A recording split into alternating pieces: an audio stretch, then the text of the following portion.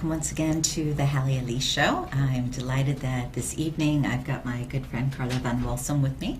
She is a holistic practitioner and she has a lot of, if you will, tricks and tools of the trade under her belt. So we're going to discuss this evening a lot of what she does, and welcome. I'm glad that you can be here. Thank you so much, Halley, and it's my pleasure, excuse me, to be here. Now, I know you work with adults as well as children, but I wanted tonight to be about the children because so many people haven't a clue. And I'm not trying to be facetious, but truthfully, you have parents that say, I don't know what I'm going to do with my child. You know, I thought I was a good parent and they're disrespectful. They're not listening. Or I'm punishing my child and they're not responding. And I know that you work with nonviolent communication. You work with crystal clear communication. You have a lot of different therapies.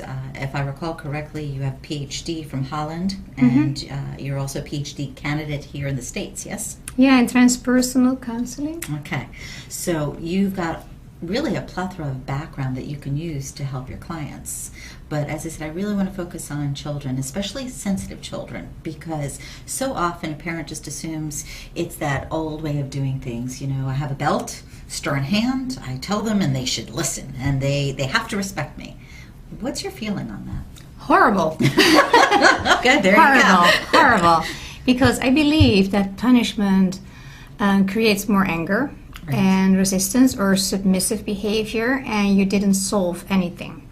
Usually when kids do things you don't like, it is because there's something in them that they feel like doing that for a certain reason. So it's always interesting to inquire what motivated them to do such and such. And right. Usually they know you wouldn't like it because that is already instilled, you know, and that's why you want to punish, because you don't feel honored and respected. And it has nothing to do with respect in a certain way, because if you do something specifically, hyperactive kids, they act before they think. They didn't mean let me go to be disrespectful. It is a conclusion they might draw much later. So it is, I think, requiring from parents much more and from teachers to try to come to understanding and to be as respectful as well. I totally believe that if parents and teachers are treating children respectful and they feel respected, then you get much more easy, respectful behavior in return. But what are the philosophy that, you know, a child has to learn, and as an adult, you know better. And it's not a matter of the parent or the teacher thinking, I don't want to respect my child, but more a matter of the child doesn't know. How is the child going to learn unless I don't teach them?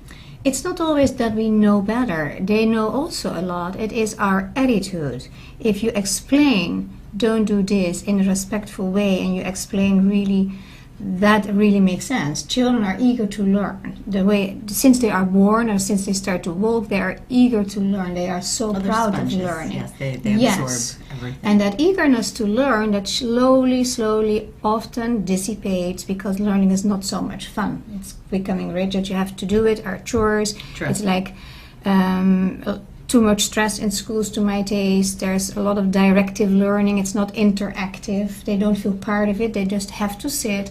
Hardly recess. Kids need to move. Right. Children learn by playing, by dealing with situations. And, well, I can go on, but I believe really, truly, that respectful attitude of parents and also a respectful example of how parents treat each other. I really That's get tremendous. Truly. Think about this. If a mother and father are always screaming at each other and calling each other names, well, that's the example that the children see. Exactly. Same thing for teachers. If a teacher says, sit down, shut up, da-da. I recently did a workshop with teachers, and it was built on the nonviolent communication, which I call crystal clear, because I believe very much in the power of words. Right, so you don't want to use I hear the word violent, non-violent, nah. Though it is based on the ideas of Gandhi, it's still, the word is there. So yes. I call it crystal clear communication.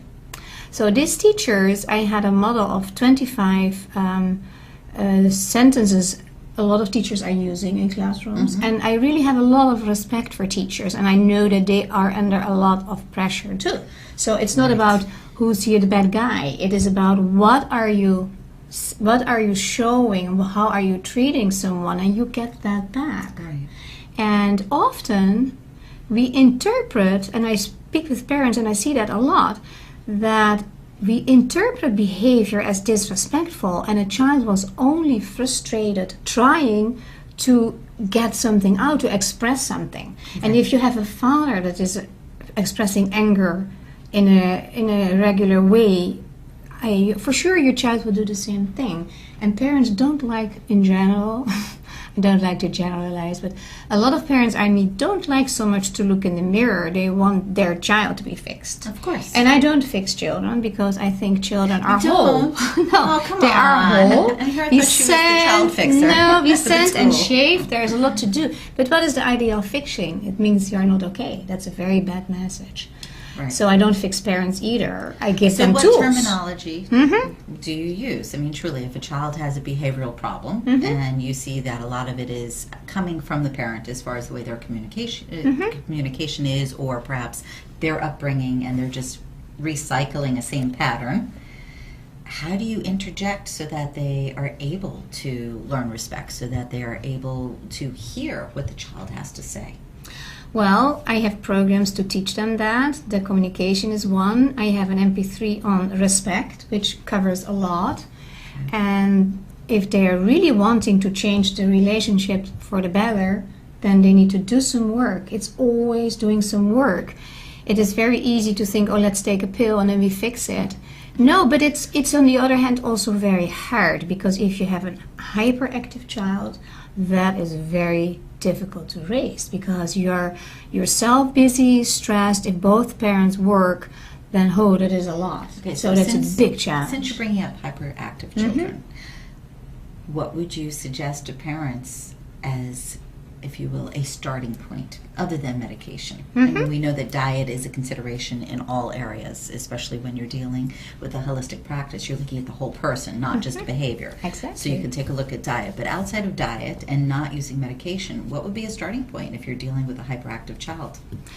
I will go back to the diet anyway, because what a lot of people think about diet or way of eating is not my style, because there is so much of chemicals in our food that people think, well, I don't give them sugar, and they drink a little bit soda and they get this and they get that. It's still a lot of sugar, and it's my experience, and I find that in research as well, that sugar is highly aggravating. I have 3 kids. One of them also has been very hyperactive, so I have gone as a mother through all this too. Right. I'm still going there. So the sugar, wow. So it is sometimes a little bit more education about food still. And I like to suggest in general to keep life simple. Not too much stress, not too much obligations. Let them play in nature. Let them be with, if they're younger, with water and sand, basic stuff. Not too much electronic stuff, and they can be very focused. You can see that. Like a typical ADHD diagnosed child is in a movie, like you have peace for a while in the house, so you do want that too, right? That's true. But these are simple things. True with all children, though. You want peace once at home. Yes, with everyone, right? Nature provides that calmness, so to be in nature is good, and to I just slipped out. It came in, it came out. Well, we get there. Colors. Colors.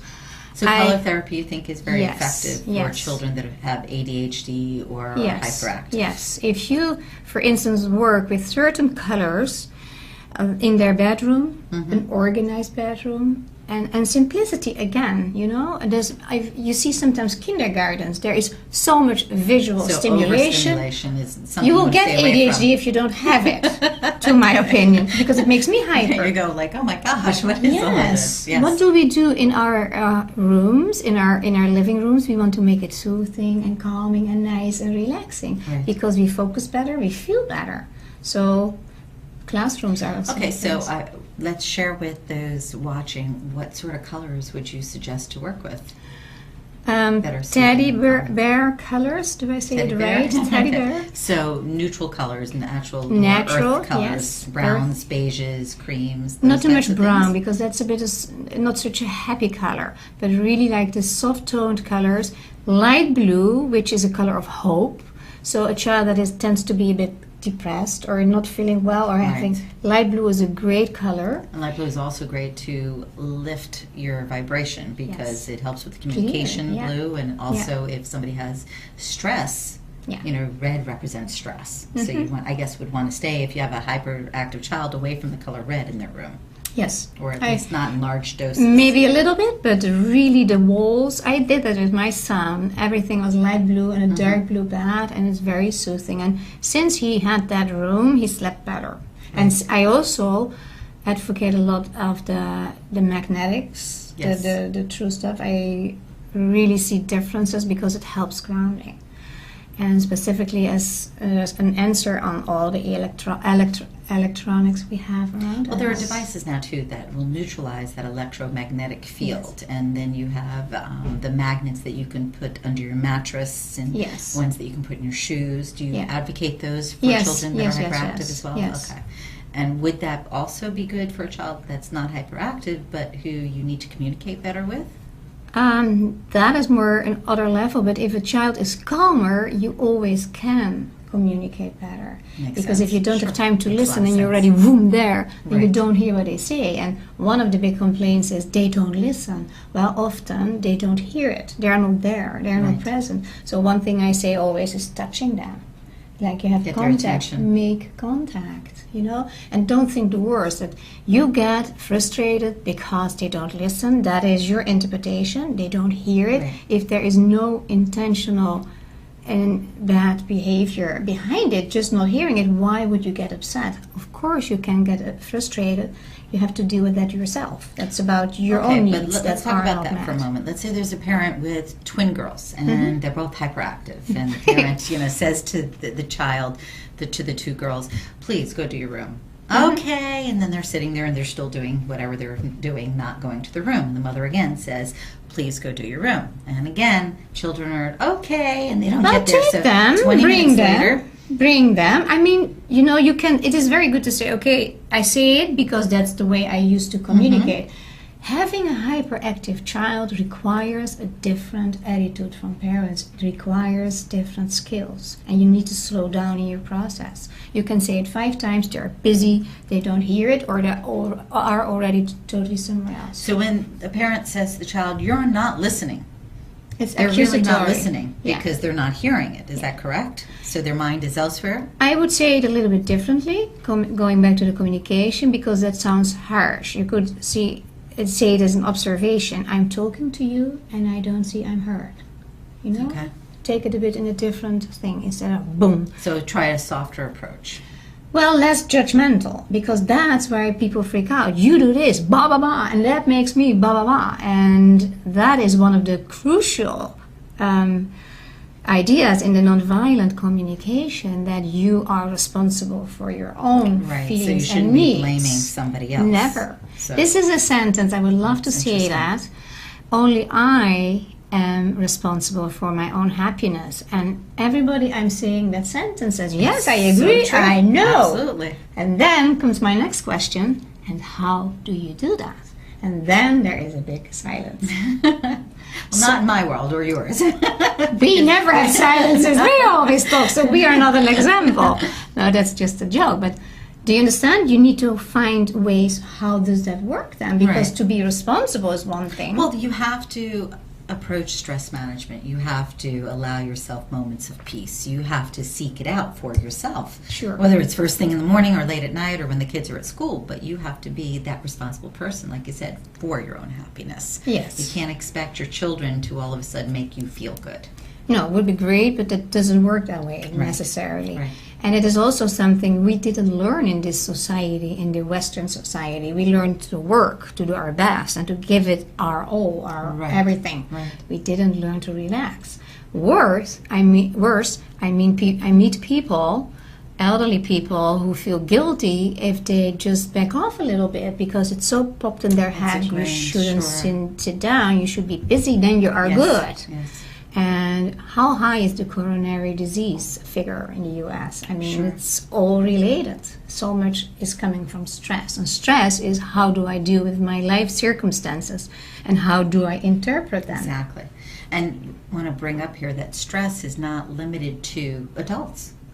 Children Not at all. have a no. lot of stress, and Yeah. it's taken for granted. You know, a child could be, let's say, 4 or 5 years old, and you go, what sort of stress can the child have at that age? But the truth is, there are stress factors for a small child as well, Yeah. especially if you have a sensitive child. And I'd like to identify that for those watching. Somebody who's sensitive, I don't mean just because they react to everything that's said, but a child who is sensitive because they feel on a deeper level. They are more empathic to other people's feelings. They are aware of everything going on. A child who, if they see a small puppy hurt, instead of laughing at it, they run over to try to nurse and take care of it. Those type of children need extra care too, especially for stress. Wouldn't you agree? Yes, and that brings up the sentence I said before, keep life simple. Because if you're not in a hurry and there's a puppy that is hurt, then such a child can take care of it instead of, no, we go up, pulling down. Okay. What I would like to say about sensitive children as my observation, everything is energy, Einstein knew, so we take that as a premise here.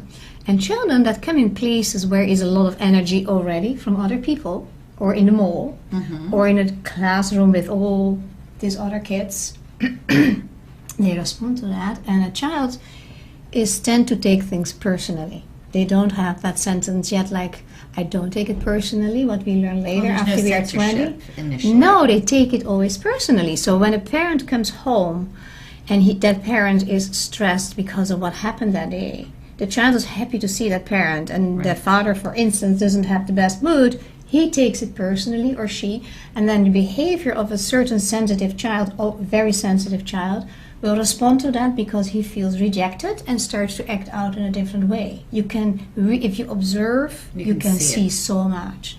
So there is so much around us what influences them. And when I came to the US 8 years ago, I hardly saw anywhere sandboxes in backyards, swing sets, all these simple they're still toys. around, but not as much, especially with, like you said, the electronics. Yeah, and that is, I have nothing against that, but you need to measure that a bit, to limit it up to a certain degree, of course, because we never want a one-sided education. There is more in life. But there's a lot of fear in the education. Rather, don't play outside because this might happen, that might happen. So if you have a child that's particularly sensitive, they're very aware of everybody else's feelings, they go, like you said, into a mall environment, and they're on overwhelm automatically. Yes. Not even because of the visual stimuli, but because of the way the space feels. Everything. All the activity, They feel, it's they sense very it all. tumultuous, they feel it, they sense it. And all of a sudden, a child who is relatively calm and happy is perhaps sad or tired or frustrated. But let's say you have to be at the mall because you need to pick up something. What do? You don't go? No. Let's say you're there, because let's look at life. I mean, all Well, kidding aside, a lot of people there are who- moments True. that you have to be in a place that you don't necessarily want to be in, but you have to. What do you do in that circumstance? There are certainly situations that you have to, but there are also many times situations that you do not really have to, that you choose to, because if your child is already tired and it's 6 o'clock and it's time to really have had dinner and to maybe play calmly at home because tomorrow is another school day, and you take it then to the mall, rushing because that is really asking for troubles. I see a lot of people in the mall who are not just picking up something. They're really, if I am in the mall, are really doing that for hours. Yes. I hear that as like a thing, it's a family thing. But I would say go to the zoo, go to the beach, Go to the park, right? Go You're to a saying farm or places that have less strawberries. stress, less activity. Sure, but very let's go simple, back. But simple. let's go back to, let's say someone has to go in. I don't know. They're going to their sister's wedding, and they have to pick up the husband's tux and their gown, and there's no babysitter, and they're taking their child, and the child, let's say, is 7, and the child was fine till they got to the mall. What do you do? How do you address that? Understand that you ask a little bit too much of your child at that moment, and be accept that they adapt to our wishes and situations, and for sometimes it's too much for them. I would say then, or don't bring it, don't take it, find another solution. Don't push the buttons too much of a child, because I believe in school from 3, 4 years old there are a lot of buttons pushed already daily. True. Instead of playing, I love to throw this in here in Sweden, in Europe. Kids go to school to learn the alphabet when they are 7.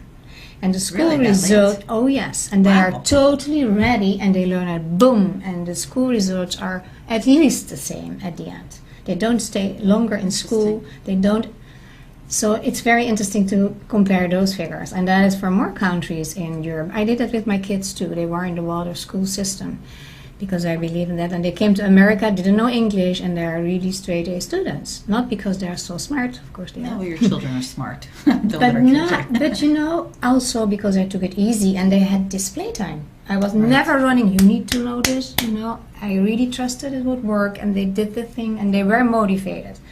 And I had big fights here, excuse me, because my youngest son was 6, 7 in first grade, and he was getting rewarded for good behavior, which I don't think you need to be rewarded of good behavior, is normal.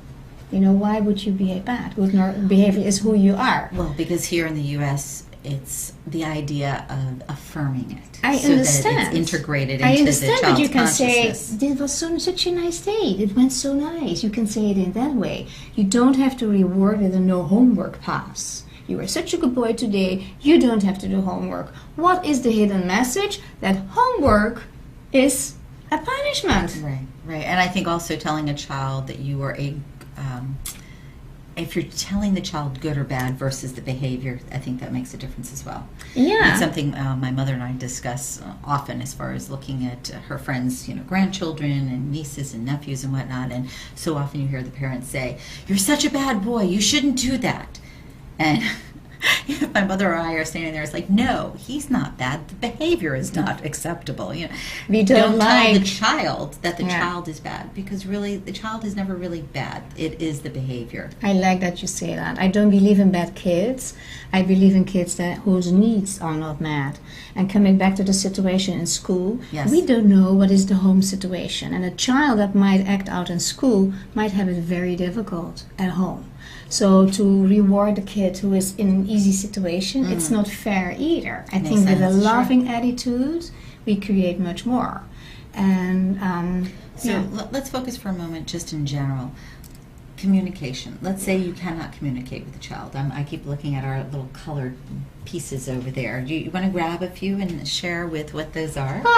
This brings up a totally different topic. I do systemic family constellations. But through And that, these are footprints. okay. And that is like family mapping. So when I have a child in my office, like the anger one, Yes. or the hypersensitive one, or the one they are having troubles with, I let the child choose a pair for himself, herself, one pair for both of the parents, each parent, and other topics I think might be relevant. And he puts that out on the floor, which will become a field. That's how it is in a certain way. It's like open space. And with this, you see the inner picture of the child. You see where the bothers are coming from. Okay. Can you briefly explain how Yes, that works? I will. Well, I will. Jimmy comes in, he's angry, right? Okay. And they don't understand. Jimmy doesn't like to talk about his anger, and he chooses a pair of himself. He's 5 years old. I have ideas about what might be the cause, but that's not relevant. And he chooses this pair for himself. Jimmy chooses a pair for his mom. these are footprints, by the way. These are Colored footprints. Here they are.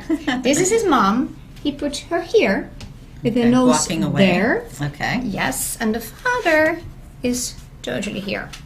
So, we could have a reason already right away by looking that we could see right away that Jimmy is probably not so happy because his mother is not present, is leaving, Right. either by having ideas about divorce or suicidal or worse. Same thing for the father. Pointing out the family, if that is felt for him like this, and they don't do this with the head, they do that totally intuitively. Right. So sensitive kids, the very sensitive one, This works everybody great does with it. them, yes. Everybody does it. Yes. So then I asked them, if this would be love, you think, well, where would you put it? And if he puts it there, it depends where he puts it, positions it, where it's relevant. For instance, this could be anger. If this is anger, where would you like to put that, Jeremy? So if he puts it here and he wants 3 there, you can imagine there's a lot of things going on there. Anger with the father. So you can go.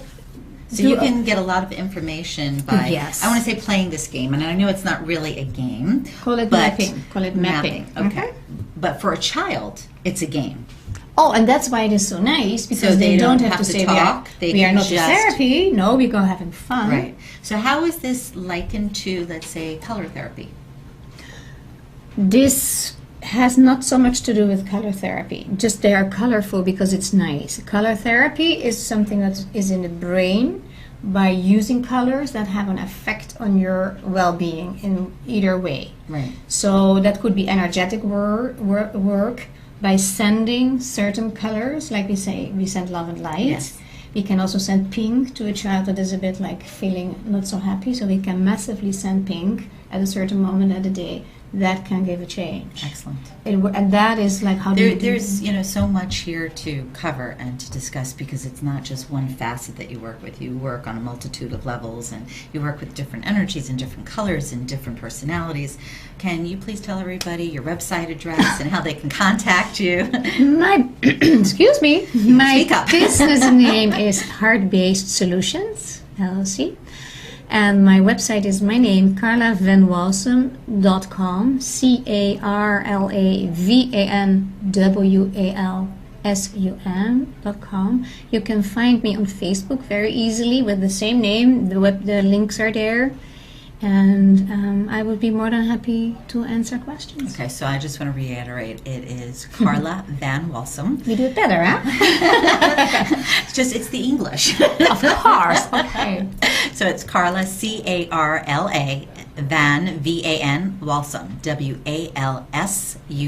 Yes? Yes. Yes, okay. So Thank you. on Facebook, and I'm sure they can look you up on Google and pretty much find you anywhere. But Heart-Based Solutions. Great name. Thanks so much for being here tonight. Thank you so much. Have you. Awesome. And thank you everyone for tuning in. We'll see you again next week. Thank you.